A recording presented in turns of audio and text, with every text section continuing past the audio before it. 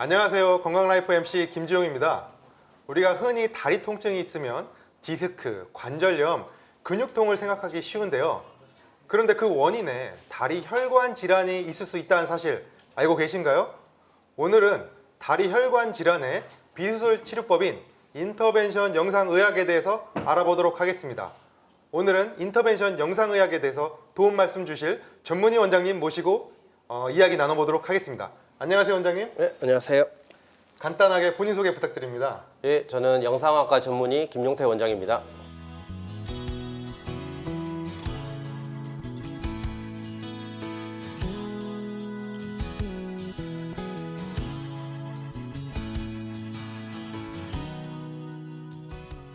원장님, 우리가 흔히 인터벤션 영상의학이라는 것 자체가 시청자분들께는 굉장히 생소한 언어일 텐데요.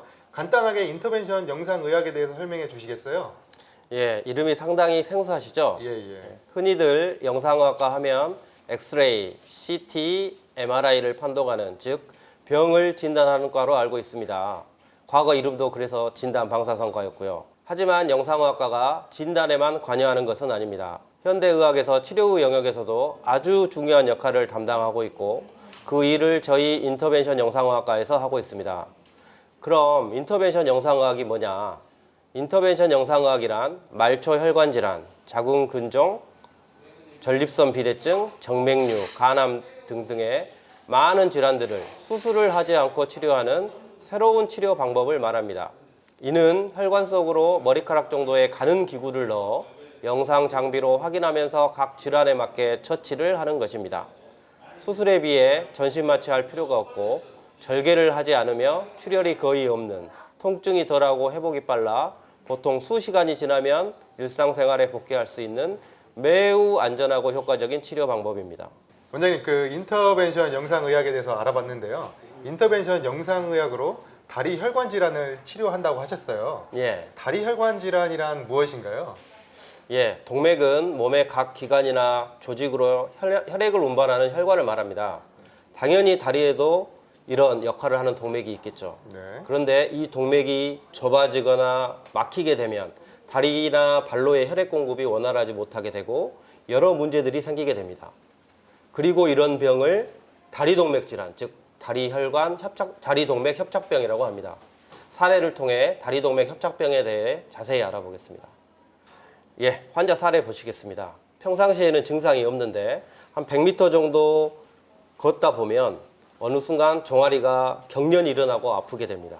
그러면 한 5분 정도 그 자리에 좀 쉬고 있으면 증상이 없어지고 다시 100m 정도를 걸으면 이 증상이 재발이 됩니다. 이런 증상이 다리동맥 협착병의 가장 전형적인 증상이 되겠습니다. 정상적인 혈관은 이처럼 혈관 내벽에 이물질이 없이 매끈하고 깨끗해야 합니다. 그런데 혈관 내벽에 콜레스테롤과 같은 이물질이 쌓이게 되면 내강이 좁아지고 혈관벽이 딱딱해지는 동맥경화가 발생할 수 있고 그러면 혈액 공급이 원활하지 않을 수 있습니다. 평상시 쉬고 있을 때는 많은 에너지가 필요하지 않습니다. 많은 양의 혈액 공급이 필요한 것이 아니죠. 그러나 계단을 오르거나 일정 거리에 걷는 운동을 하면 많은 에너지가 필요합니다. 다시 말해서 혈액의 요구량이 증가하게 되죠. 그런데 동맥경화로 혈관의 내경이 감소하거나 막히게 되면 충분한 양의 혈액 공급이 이루어지지 않습니다.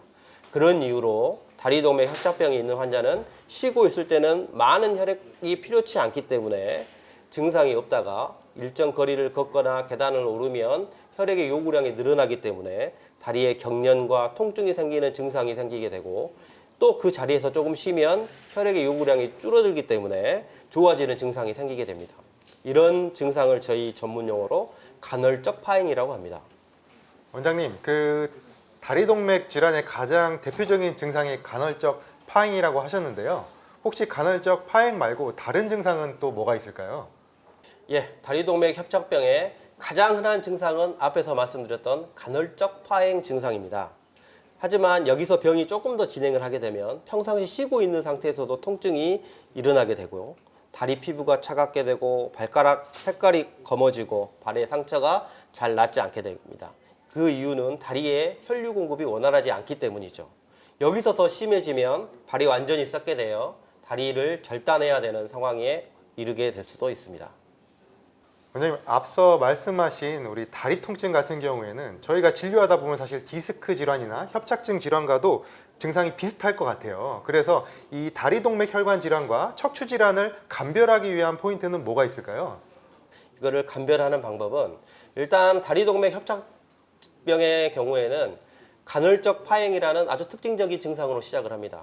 그리고 자세 변화에 따른 통증이 가중되거나 이런 변화가 그렇게 심하지 않습니다. 그거에 비해서 허리 디스크는 간헐적 파행과 같은 증상이 나타나지는 않고 보통 평상시에도 통증이 있으면서 자세의 변화에 따라서 증상 변화가 심하게 됩니다.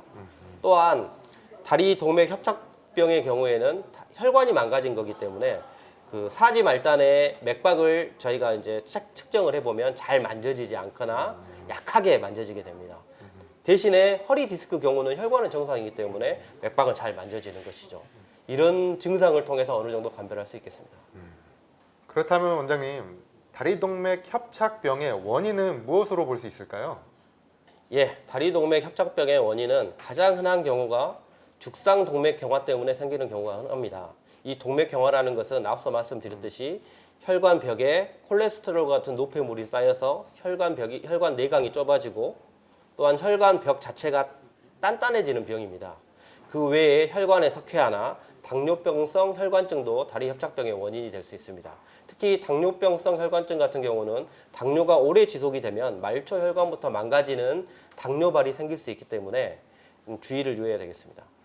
원장님, 다리 동맥 협착병은 어떤 경우에 잘 생기나요? 예, 여러 위험 인자가 있을 수 있습니다. 먼저 고혈압이나 당뇨, 고지혈증이 있는 분들은 다리동맥 협착이 잘 올 수 있습니다. 이는 동맥경화가 잘 올 수 있는 상황이고 혈관이 잘 망가질 수 있는 상황이기 때문이죠. 그 다음에 흡연하는 사람에게 또 잘 올 수 있습니다. 흡연을 하면 그 담배 성분 중에 혈관에 굉장히 나쁜 영향을 미치는 성분들이 있어서 혈관 내벽을 손상시키는 역할을 할 수가 있습니다. 그 다음에 65세 이상의 고령층에서도 이런 질환이 잘 올 수 있는데 그 이유는 나이가 들면 들수록 혈관에 퇴행성 변화가 오면서 이런 병이 잘 생길 수가 있습니다. 또한 심뇌혈관 질환이 있는 사람에게서도 잘 생길 수가 있습니다. 가만히 생각을 해보면 우리 사지에 있는 혈관이나 심장에 있는 혈관이나 뇌혈관이나 어차피 똑같은 몸에 있는 혈관입니다. 그 중에 하나의 혈관이 안 좋으면 나머지 혈관도 안 좋을 수 있겠죠.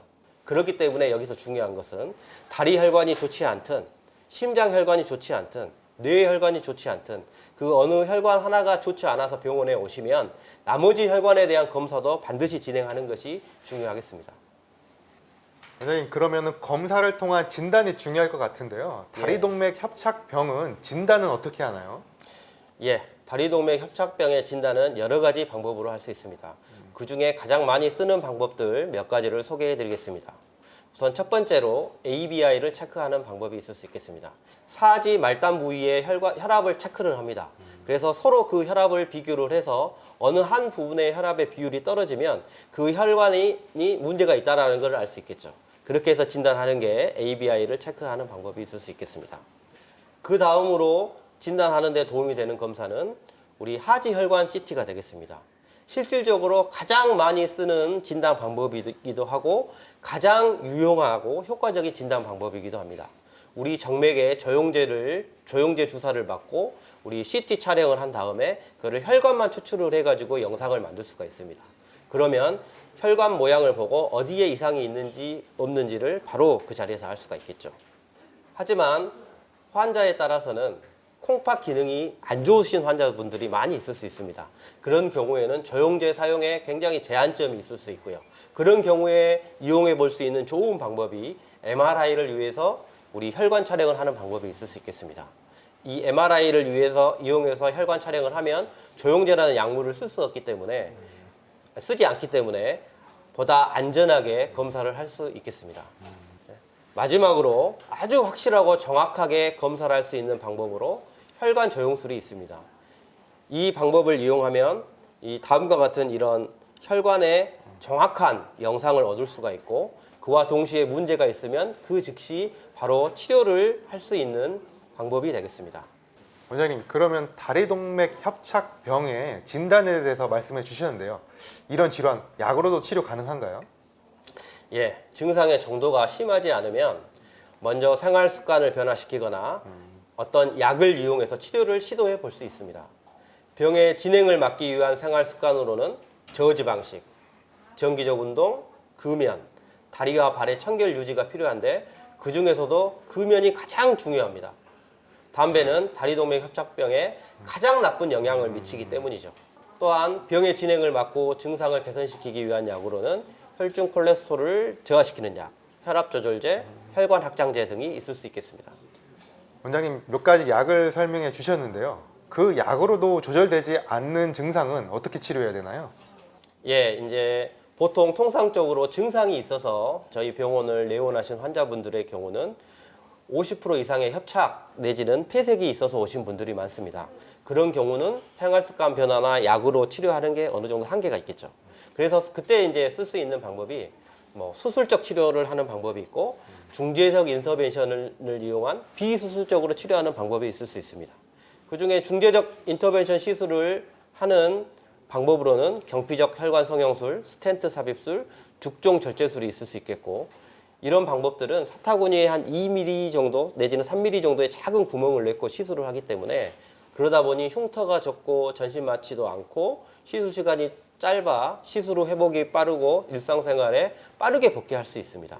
원장님 굉장히 여러 가지 인터벤션에 대해서 얘기해 주셨어요. 근데 그 치료법 중에서는 단일한 치료법을 사용하는 경우도 있고 환자에 따라서 여러 가지를 복합적으로 사용하는 경우도 있고 환자분에 따라서 굉장히 인터벤션 중에 어떤 걸 선택하는지 기준이 있을 것 같은데 그 기준에 대해서 설명해 주시겠어요? 예, 물론 시술자의 선택이 가장 중요하겠죠. 그렇지만 기본적인 기준을 말씀드리자면 일단은 병변이 단순하면 대부분 혈관 성형술만 시행을 합니다. 그런데 병변이 협착과 폐색이 혼재되어 있으면서 병변이 길면 혈관 성형수술로만으로만 치료가 안 되는 경우가 많습니다. 그런 경우에는 스텐트 삽입술이나 죽종 절제술을 고려합니다. 스텐트 삽입의 경우에는 젊은 환자이거나 혈관의 움직임이 심한 부위, 예를 들어서 관절 부위 같은 부위에는 잘 시행을 하지는 않습니다. 왜냐하면 스텐트는 한번 삽입을 하면 제거하기가 어렵습니다. 그러므로 활동량이 아주 많은 그리고 앞으로도 그 혈관을 사용해야 될 기간이 아주 많이 남아있는 젊은 환자의 경우에는 아주 제한적인 경우 외에는 잘 삽입을 하지는 않습니다. 또한 우리가 철사를 이렇게 구부렸다 폈다 하면 이게 부러지죠. 스텐트도 금속이기 때문에 마찬가지입니다. 그래서 그런 혈관의 움직임이 심한 부위에는 스텐트를 잘 삽입하지는 않습니다. 물론 모든 치료가 마찬가지지만 이 질환도 수술 전 환자 및 보호자와 충분히 상담을 시행 후에 시술 방법을 결정하는 것이 좋겠습니다. 원장님께서 지금까지 설명해 주신 혈관들은 무릎 위쪽의 큰 혈관들 위주로 설명해 주셨는데요. 이 무릎 아래부터는 혈관들이 굉장히 작아지면서 치료 기법들이 좀 다양해지거나 어려울 수도 있을 것 같은데 이쪽은 어떻게 치료하시나요? 예, 당연히 치료가 가능하게 됐습니다. 의료 기술이 발달함에 따라서 더 가는 풍선 카테터와 의료용 철사의 개발로 인해 발등의 동맥, 심지어는 그 말단 이하 부위의 동맥도 치료가 가능해졌습니다. 그 대표적인 질환이 바로 흔히 알고 계시는 당뇨발입니다. 당뇨병이 오래되면 혈관과 신경이 망가집니다. 망가진 신경 때문에 발이나 발가락에 상처가 쉽게 생깁니다. 그런데 당뇨병은 말초 혈관 손상도 동반이 되기 때문에 혈류 공급이 원활하지 않아 상처가 낫지 않고 악화가 됩니다. 그러다 보면 할 수 없이 발가락을 절단하게 되고 이 또한 큰 상처이기 때문에 혈류 공급이 원활하지 않으면 절단 부위의 상처가 악화돼서 이번에는 발등을, 그 다음은 발 전체를, 그 후에는 무릎 아래의 다리를 절단하는 악순환이 반복이 됩니다. 그래서 당뇨발의 최신 치료 경향은 신속하고 꼼꼼한 상처 치료와 더불어 적극적인 혈관 개통술을 시행하는 것으로 되어 있습니다. 그러므로 해서 당뇨발의 혈관 성형수술을 하는 목적은 1차적으로 당뇨발의 상처 부위에 최대한의 혈액 공급이 되도록 하여 상처의 치료를 유도하고, 둘째로 수술적 치료 시 절단 부위를 최소화하고 수술 후 상처 치료에도 혈류 공급이 최대한 많이 되게 해서 치료를 유도하는 목적이 있습니다. 원장님 이렇게 다양한 방식의 중재적 시술을 받으신 분들은 시술을 받고 나서 관리는 어떻게 해야 될까요? 예, 제가 일단 환자분들을 치료 후에 면담을 하면 크게 두 가지를 주의를 하셔야 된다고 얘기를 드립니다. 첫 번째, 치료 후에 저희 병원에서 처방을 약을 해드립니다. 그 약을 아주 잘 복용을 하셔야 됩니다. 그 약은 항혈소판 제제고 이게 이제 다시 혈관이 막히는 것을 어느 정도 막아주는 약물이 되겠습니다. 그 다음에 더 중요한 것은 절대 담배를 피시지 않도록 말씀을 드립니다. 앞서 계속 말씀드렸듯이 혈관 질환에 있어서 금연은 상당히 중요한 부분이 되겠습니다.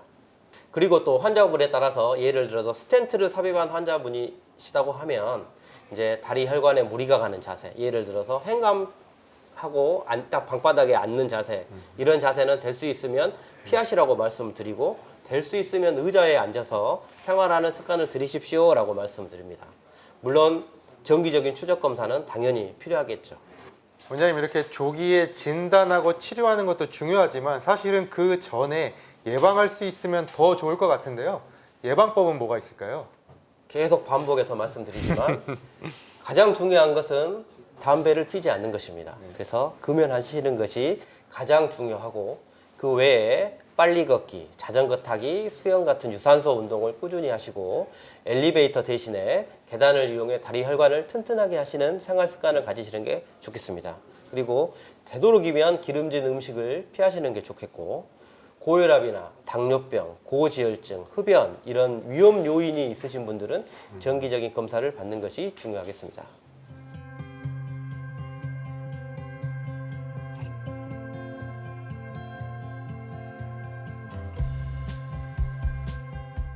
단순 통증으로 오해해서 질병을 키울 수 있는 다리 동맥 질환, 60대 이상의 환자분들에서 약 20% 정도는 말초 혈관 질환을 가지고 있는데요. 그 중에 60에서 70%는 본인이 해당 질환을 가지고 있는지도 모른 채 완전히 혈관이 막힐 때까지 방치하다가 늦게 치료하는 경우가 많습니다. 다리 동맥 질환에 대한 시민들의 궁금증 영상으로 보도록 하겠습니다. 아직 60대는 아니지만 얼마 전부터 걸을 때 불편하고 자주 저립니다. 단순히 허리 디스크를 의심했는데 병원에 가서 직접 검사를 받지 않고 다리동맥 협착병에 대한 자가 진단법이 있을까요? 예, 일단 앞서 말씀드렸던 간헐적 파행, 즉 일정한 거리를 걸으면 통증이 생기고 좀 쉬면 통증이 사라지는 이런 증상이 있는지를 한번 확인을 해 보십시오. 그 다음에 또 할 수 있는 방법이 발목 안쪽이나 발등의 동맥 혹은 사타구니 동맥의 맥을 만져봐서 좌우 중 한쪽이 약한지 내지는 없는지를 확인할 수 있겠습니다. 그 외에 아주 특이적인 것은 아니지만 종아리나 허벅지 둘레를 재봐서 크기 차이가 있는지 내지는 발가락이나 발, 종아리 등 다리의 색깔이 다른지를 살펴보는 방법도 있을 수 있겠습니다. 이런 증상이 있으시면 정확한 진단을 위해서 반드시 병원에 방문하셔서 검사를 하시는 것이 중요하겠습니다. 저희 어머니께서 왼쪽 다리가 자꾸 상처가 생겨가지고 작은 상처도 잘 안 나으시거든요. 이게 단순히 피부병인 줄 알았는데 혹시 이런 경우에 다리 동맥 질환으로 의심할 수 있는 건지 그거 여쭤보고 싶습니다. 다리 혈관에 문제가 생겨 혈액 공급이 원활하지 못해 상처가 잘 낫지 않으실 수 있습니다. 그러므로 빨리 병원에 내방하셔서 직접 진단을 받아보시는 것이 좋으실 것 같습니다. 저희 어머니께서 당뇨랑 고지혈증이 있는데 이러한 요인들이 다리 동맥에 관한 질환에 구체적으로 어떤 연관이 있는지 궁금합니다. 밀접한 연관이 있습니다. 당뇨병이 오래되면 말초 혈관이 망가지면서 다리 동맥 질환이 생기게 됩니다. 또한 고지혈증은 다리 동맥 협착병의 주요 원인이 되는 동맥경화를 초래합니다. 따라서 당연한 이야기겠지만 평상시에 당뇨병과 고지혈은 잘 관리를 하셔야 되고 병원에서의 정기적인 추적 검사도 중요하겠습니다.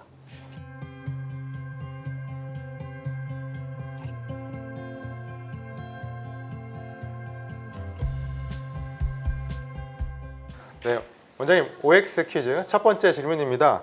다리동맥 질환도 가족력이나 같은 생활권에 있는 가족들이 걸리기 쉽다. OX 답해 주세요. 네, 옵니다. 그 이유는 위험인자의 고혈압, 당뇨와 같은 가족력과 관련이 있는 질환이 있고 또한 흡연이나 고지혈증 같은 생활 습관과도 큰 연관이 있기 때문에 그렇습니다.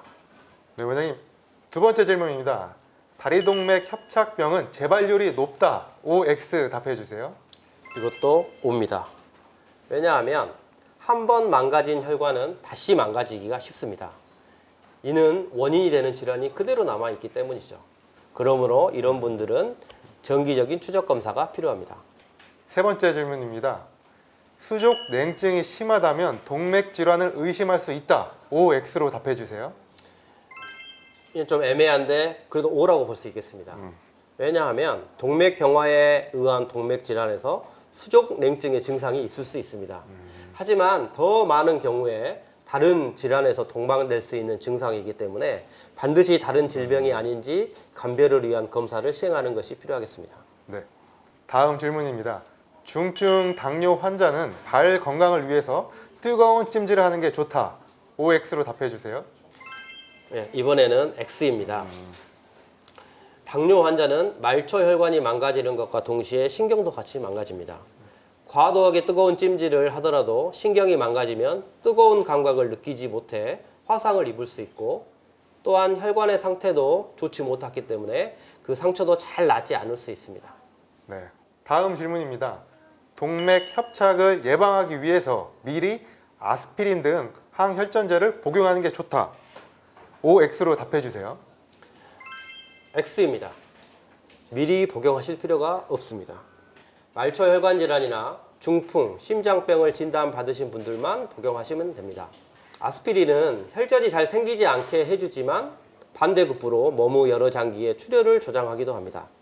그래서 반드시 꼭 필요한 분들만 드셔야 되고 반드시 전문의와 상의 후 복용하셔야 되겠습니다. 네. 다음 질문입니다. 중재적 영상의학 치료는 수술 치료에 비해서 환자의 신체적 부담이 적고 효과가 빠르다. OX로 답해 주세요. 거의 모든 시술이 2, 3mm의 작은 흠을 통해서 이루어지고 전신 마취를 하는 것도 아니기 때문에 신체적 부담이 적죠. 또한 상처가 거의 없고 수술과 달리 시술 후 통증이 거의 없습니다. 그리고 아주 빠르게 일상생활에 복귀할 수 있습니다.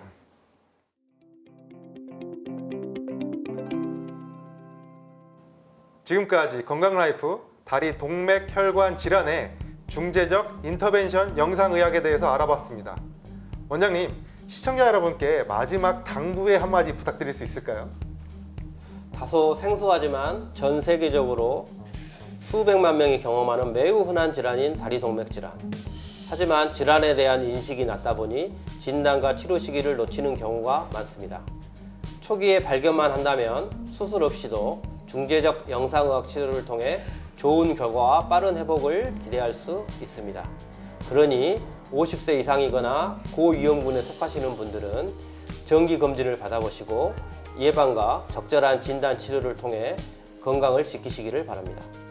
지금까지 도움 말씀 주신 영상의학과 김용태 원장님이셨습니다. 감사합니다, 원장님. 감사합니다. 내가 앓고 있는 질병, 내가 궁금한 질병에 대해서 내용과 사연 접수해 주시면 전문가분과 함께 필요한 정보 전달해 드리도록 하겠습니다. 쏟아지는 건강정보 속 꼭 필요한 정보만 찾아 전달드리는 건강라이프, 다음 이 시간에도 찾아뵙겠습니다. 감사합니다. 원장님 수고하셨습니다. 네, 수고하셨습니다.